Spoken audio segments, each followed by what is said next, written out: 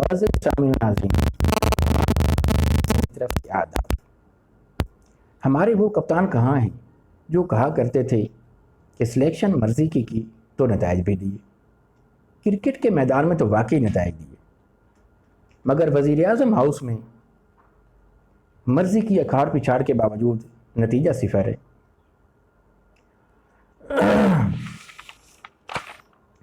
ہمارا G D P growth rate جو 2017-18 میں 6 کے انچ کو چھو رہا تھا، پھر ہم نے اپنے وزیر اعظم کو چلتا کیا۔ اس طرح تو کوئی اپنے گھر کے ملازم کو گھر نہیں بھیجتا جس طرح ہم نے اپنے وزیر اعظم کو بھیجا۔ اس کے ساتھ ہی ہماری ترقی کی رفتار اگر رکی نہیں تو میں وثوق سے کہہ سکتا ہوں کہ انتہائی سست ضرور ہو گئی۔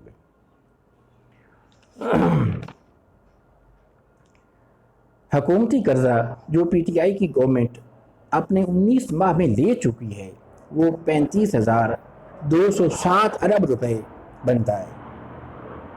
جو نون کی حکومت نے، مسلم لیگ نون کی حکومت نے اپنے 5 سال میں لیا تھا، وہ اتنا قرضہ جو ہے پی ٹی آئی کی گورنمنٹ صرف 19 ماہ میں لے چکی ہے۔ اور مسلم لیگ نون کی جو کارکردگی ہے وہ بھی آپ کے سامنے ہے۔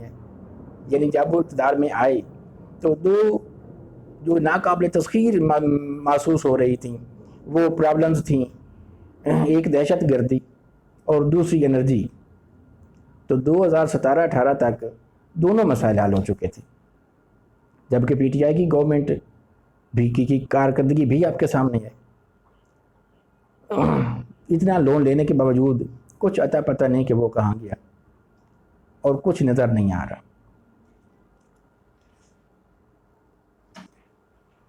تھوڑا سا اور پیچھے چلتے ہیں کہ جب پی پی کی گورنمنٹ 2008 میں اقتدار میں آئی تو اس وقت ہمارا جی ڈی پی جو تھا وہ 152 ارب ڈالر تھا۔ 2013 تک میں ہماری پی پی کی گورنمنٹ اسے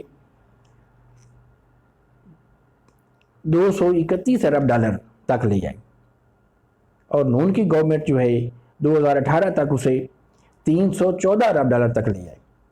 اور یہ کوئی معجزہ نہیں تھا، اور نہ ہی پی پی اور مسلم لیگ نون کے نمائندے جو تھے وہ کوئی فرشتے تھے، بلکہ یہ ایک معمول کی نمو تھی۔ لیکن جو ہی ہمارا پی ٹی آئی کی گورنمنٹ کا آغاز ہوتا ہے تو ایک ہی برس میں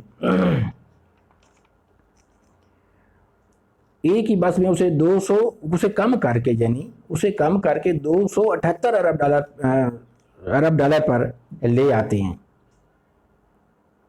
تو ایک ہی سال میں اس میں اتنی کمی آخر کیوں؟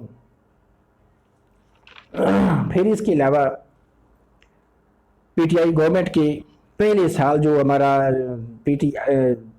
جی ڈی پی کا گروتھ ریٹ ہے، یعنی شرح نمو ہے، وہ کہاں 6 کا انچ ہے اور کہاں ہم 1.9 پر آ گئے۔ دوسرے سال ہم -4 پر چلے گئے، آخر کیوں؟ اور ہمارے جو اہم عہدیدار ہیں ان کا کہنا ہے کہ یہ سب کچھ کرونا وائرس کی وجہ سے ہو گیا۔ اور بھائی میرے، کرونا وائرس کا تو آغاز اب ہو رہا ہے، اس کے جو اثرات ہیں وہ اب شروع ہو رہے ہیں۔ آپ نے مارچ میں جزوی طور پر لاک ڈاؤن کیا یا نہیں کیا، اور آپ بجٹ کے آتے آتے -4 پر چلے گئے۔ آپ اپنی کارکردگی صفر دکھاتی ہیں اور الزام کسی اور پر لگا دیتے ہیں۔ پھر اس کے علاوہ ہمارے وزیر اعظم صاحب ہیں، وہ بھی اپوزیشن میں بیٹھ کر حکومتوں پر بڑا خوب برستے رہے ہیں۔ آج دیکھیں کہ کتنے مافیاز کام کر رہے ہیں۔ کہیں تیل مافیا ہے، کہیں پیٹرول مافیا ہے، کہیں چینی مافیا ہے، کہیں آٹا مافیا ہے، کہیں پی آئی اے مافیا ہے۔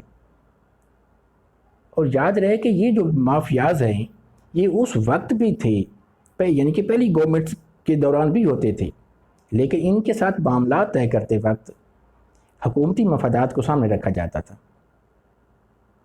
یہاں پر تو ایسے لگتا ہے کہ یہ پی ٹی آئی کی گورنمنٹ جو ہے یہ زرداری گورنمنٹ سے بھی زیادہ غیر سنجیدہ اور نااہل ہے۔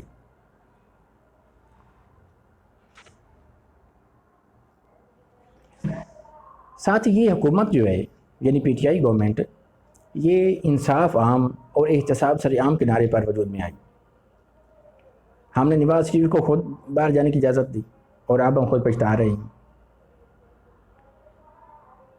اس تمام کے باوجود کرپشن پہلے سے زیادہ محسوس ہو رہی ہے، یعنی کہ جتنے بحران پیدا ہوئے ہیں ان میں عمران خان کی جو گورنمنٹ ہے اس کا کوئی نہ کوئی وزیر یا مشیر ضرور مستفید ہوا ہے۔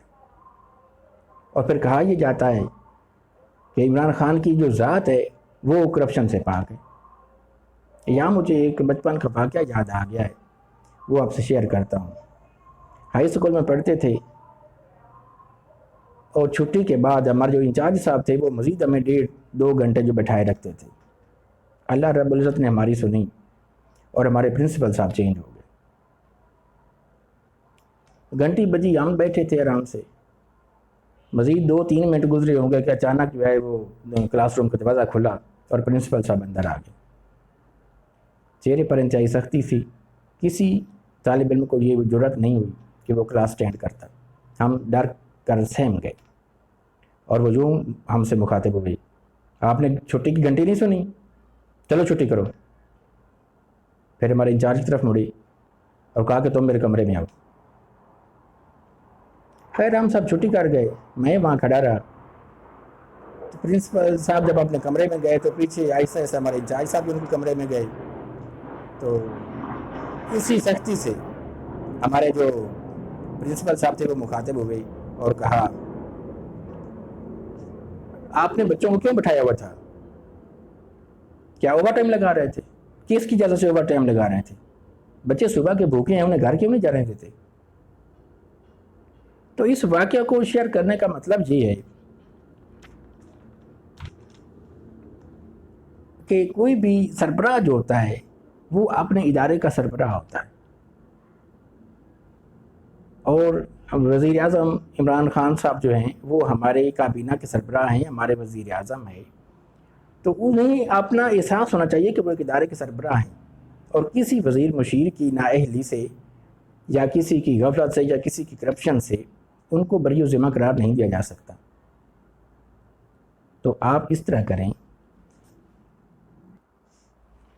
آپ روزانہ شام کو اپنا احتساب کریں، اپنے ہر وزیر کا احتساب کریں، اور 8 دن کے اندر ملک کو سیدھی سمت میں لے آئیں۔ اگر آپ ایسا نہیں کر سکتے یا آپ کو کوئی کرنے نہیں دیتا تو آپ استعفیٰ دے کر ہمیشہ کے لیے تاریخ میں امر ہو جائیں، ورنہ تاریخ آپ کو ہمیشہ میر صادق اور میر جعفر جیسے کرداروں میں شمار کرے گی۔ آپ سے اجازت لینے سے پہلے ریکویسٹ کرتے ہیں کہ سبسکرائب بھی کریں اور ایک چھوٹا سا کمنٹس بھی کیا کریں۔ آپ کا اپنا چینل RNB TV پاکستان۔